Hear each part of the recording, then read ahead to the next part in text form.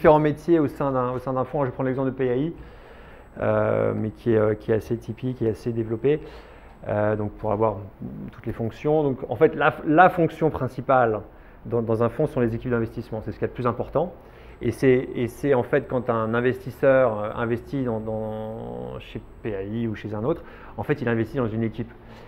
Donc ça c'est vraiment la fonction principale, c'est la majorité des équipes et c'est probablement ce qu'il y a de plus important et de plus valorisé, quoi.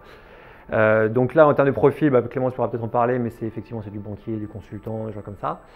Après, peut-être des différences, si c'est des gros fonds, des plus petits fonds, bon, mais Clémence en parlera. Ensuite, vous avez par exemple les relations investisseurs. Alors moi, c'est ce que je fais. Donc le but, l'objectif est de lever des fonds, mais pas seulement. C'est-à-dire que c'est à la fois lever des fonds, mais aussi maintenir la relation avec les investisseurs, les informer des nouveaux investissements, les informer des évolutions de l'équipe, parce que je vous disais que l'équipe d'investissement est quelque chose d'assez important. On organise des AG, des assemblées générales, mais qui est un moment assez important, c'est vraiment la grand-messe annuelle du fonds. On présente tous nos investissements, on présente nos stratégies, notre vision, etc. Donc c'est un moment assez important. On fait du co-investissement, c'est-à-dire que parfois vous avez des investisseurs qui sont invités à co-investir en direct dans une société du portefeuille. Si par exemple vous avez une société qui a trop d'equity pour le fonds, on peut syndiquer la différence auprès de nos investisseurs. Donc ça c'est typiquement, je pense que c'est le cas dans quasiment tous les fonds, une charge des relations investisseurs. On est également en lien avec des intermédiaires pour des transactions secondaires, parce que on parlera aussi tout à l'heure, il y a de plus en plus de transactions secondaires, c'est-à-dire qu'on transfère des actifs en fin de fonds, des actifs qui sont encore dans des fonds en fin de vie, on les transfère dans des nouvelles structures pour continuer à les gérer, soit parce que c'est des actifs extraordinaires qu'on a envie de garder, soit parce que c'est des actifs plus difficiles qu'on a besoin de garder et dont on ne pourrait pas sortir toute la valeur intrinsèque. Voilà, donc vous avez ça, vous avez des consultants. Alors c'est ce que j'appelais tout à l'heure des operating partners, ce sont des sortes de consultants internes, c'est des gens qui ont un profil assez opérationnel, qui sont souvent des spécialistes de supply chain, de top line, de profitabilité. Maintenant, il y a beaucoup de spécialistes sur le digital qui rentrent dans ces équipes-là aussi. Et ce sont des gens qui travaillent, alors qui ne sont pas véritablement ceux qui font les investissements, ou qui ne sont pas ces gens-là qui sourcent les investissements, c'est-à-dire qui trouvent les opportunités, mais c'est des gens qui travaillent main dans la main avec les équipes d'investissement et les CEO aussi, avec une relation très privilégiée avec les CEO et les équipes de management des sociétés, pour essayer d'améliorer l'activité opérationnelle des sociétés du portefeuille. Et voilà, ça comme profil, bon, c'est consultant, mais Clémence en parlera. Ensuite, vous avez une fonction qui se développe beaucoup, c'est l'ESG. Donc vous avez des spécialistes ESG, parce que maintenant, je pense que tous les fonds doivent tenir compte des critères ESG, y compris ceux qui n'ont pas d'équipe ESG, c'est-à-dire qu'il faut maintenant en tenir compte, c'est une demande des investisseurs. Alors souvent, quand il n'y a pas d'équipe ESG, c'est les relations investisseurs qui s'en chargent, et puis après, au fur et à mesure, il peut y avoir une personne, deux personnes, trois personnes en charge du sujet.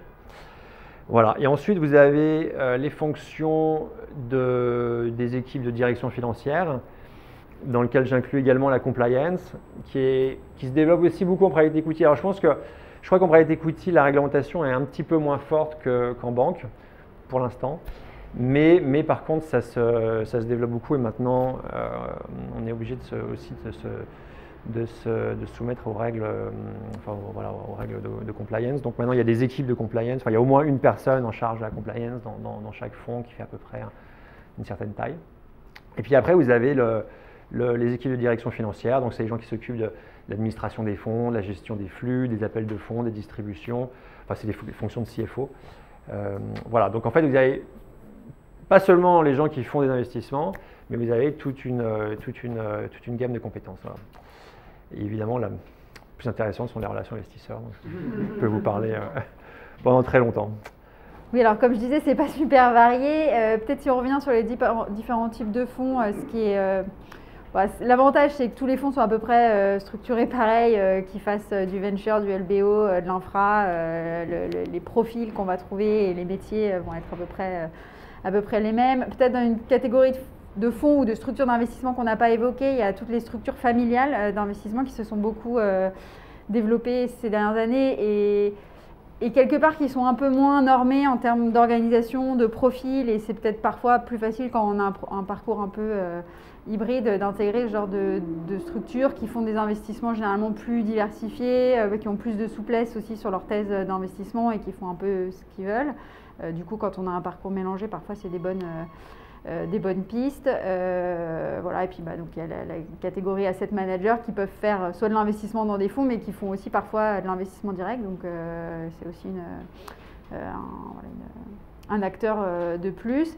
Sur les profils, côté équipe d'investissement, vraiment ceux qui font des deals, comme je disais, généralement on y arrive après une première expérience en banque d'affaires, en cabinet de conseil en strat, en audit éventuellement. Et ensuite, on fait ses classes, c'est assez normé. On est jeune chargé d'affaires. Quand on commence à avoir un peu plus d'agilité sur l'exécution, on devient plus responsable justement des projets d'exécution. Et après, on devient partenaire, donc ceux qui vont chercher les deals et qui supervisent les négociations, le déroulement d'un deal, etc. Donc, il y a disons trois grandes étapes. Profil relation investisseur. C'est généralement un peu le même genre de profil au départ, des gens qui ont une première expérience soit de banque, soit de finance, un peu au sens corporate finance du terme, et qui sont arrivés là. C'est des profils, il y en a historiquement pas toujours eu, donc il n'y a pas une profondeur de marché sur le candidat encore énorme en France, plus en Europe, mais en France il n'y a pas beaucoup de gens qui font ça de façon, depuis longtemps. Les operating partners, donc ça vous concernera peut-être moins, mais c'est vraiment des gens plus opérationnels qui accompagnent les sociétés dans lesquelles le fonds a investi, et donc en effet qui viennent plutôt naturellement du conseil ou qui ont été entrepreneurs eux-mêmes. Voilà. Et sur la partie direction financière, il y a beaucoup d'anciens auditeurs. Il y a des gens qui ont des rôles un peu hybrides, surtout sur les fonds pas aussi gros que PAI, où on a besoin d'un peu plus de gens tout-terrain. Il y a des gens qui ont fait un peu de finance et qui ont la casquette de secrétaire général. Donc parfois on trouve d'anciens avocats ou des gens en tout cas qui ont une formation un peu plus juridique et qui se mettent petit à petit à la finance. Voilà. Donc à l'inverse, un profil purement financier pourrait être aussi dans une situation un peu plus exposée de com et de secrétariat général du fonds. Ça dépend un peu de la taille des structures. Voilà, donc c'est un marché où il y a beaucoup d'acteurs, mais quand on a un profil qui sort un peu trop du rang, c'est un peu difficile de faire son trou parce que ça a aussi le vent en poupe et qu'il y a beaucoup de gens qui veulent faire du private equity. donc quand les fonds ont le choix et qu'ils peuvent reproduire quelque part un peu une recette qui marche bien, ils ne vont pas chercher midi à 14h sur des profils avec lesquels ils n'ont pas forcément l'habitude de travailler. Donc parfois c'est dommage, mais voilà. Qu'est-ce qui est le secteur le plus ouvert, à ton sens, dans ce que tu viens de citer? Honnêtement, et là le contexte actuel est une bonne illustration, c'est que le recrutement souffre d'une manière générale dans beaucoup d'industries et en private equity pour le moment pas du tout.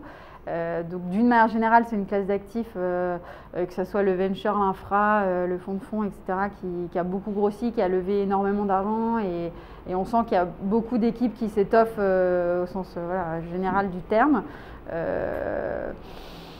Je dirais que c'est plus saturé sur tout ce qui est LBO et capital développement, gros mid-cap, où il y a beaucoup d'acteurs, peut-être moins de deals, ou en tout cas c'est plus difficile de faire des deals et on sent que on arrive à une maturité sur ces segments, peut-être plus que sur le venture.